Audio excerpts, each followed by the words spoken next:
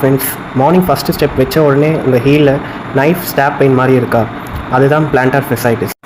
இது எதனால் வருதுன்னு பார்த்தீங்கன்னா, ஓவர் வெயிட்னால plus flat foot and high arches இருக்கிறதுனாலே வருது.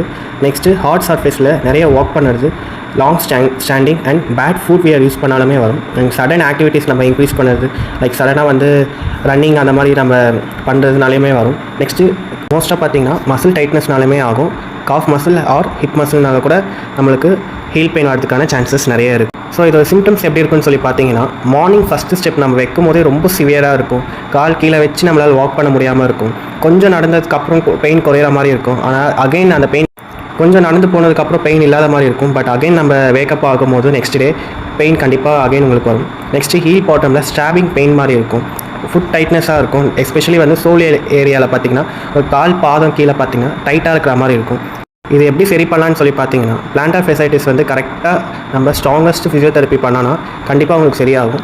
Manual stretching, calf and plantar fascia stretch பண்ணணும், ஸ்ட்ரென்த்தனிங் எக்ஸசைஸ் பண்ணணும். நெக்ஸ்ட்டு ஃபஸ்ட்டு நீங்கள் என்ன பண்ணுறீங்கன்னா, ஃபுட் வியர் கரெக்ஷன் பண்ணணும், ஐஸ் மசாஜ் பண்ணணும் நீங்கள், ஆர் ஈவன் நீங்கள் பால் ரோலிங் கூட நீங்கள் பண்ணலாம். ஸோ பிளான்டார் ஃபெசைட்டிஸ் பெர்மனெண்ட்டாக க்யூர் பண்ணலாம். கரெக்டான exercise plus food wear correction பார்த்தாலே போதும். ஹீல் பெயினை இக்னோர் பண்ணாதீங்க.